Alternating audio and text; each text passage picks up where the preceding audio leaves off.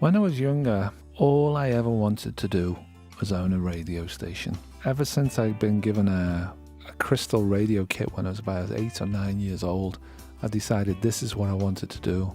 I made the crystal radio kit, and the first thing that I ever heard from the first thing I ever made with my own hands was an American voice, and I suppose it was the Voice of America network. I was hooked from that moment. All I wanted to do was own stations that people could listen to. I would say there were 3 radio DJs who were huge influences to me when I was very young. One was a guy called Kenny Everett. He was a Liverpool guy, very famous guy, very naughty person, got into lots of trouble, but he was the sort of guy that when you listen to his radio programs, you wanted the music to end so that you could hear him talk. Another guy who was very important to me, he's actually on Radio 2 at the moment, his name is Johnny Walker, and I suppose the other guy is a lesser known Scottish DJ called Stuart Henry, and he would be on stations like Radio Luxembourg and things like that. Oh, another incredibly influential thing that happened was Radio City started at about 1974, and that was a very important thing. Well, the reason I started working in a factory was because my father and I never saw eye to eye. And when I was about 16, 17 years old, I'd already decided where my career was.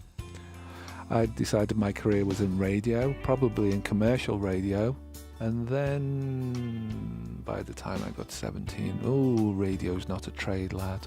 My father and I were going into conflict mode, and he had his ideas, what he wanted me to do. I had my ideas, what I wanted to do. And we came to the conclusion that we couldn't actually get on with each other. So I did what he asked. I went and got a trade, shelved my ambitions for being involved with radio, and went and joined the Merchant Navy. But everywhere I went, I've still got the recordings of all the radio stations I was listening to in Nigeria and the Ivory Coast. I had a life-changing experience. I was working in Russia. I got made an offer I couldn't refuse. The next few months, my father was diagnosed with Alzheimer's. From that moment, I realized that what I had to do really was change my life beyond all compare and start doing the things I needed to do. And I went back to my first love. It's just interesting that I've come back full circle.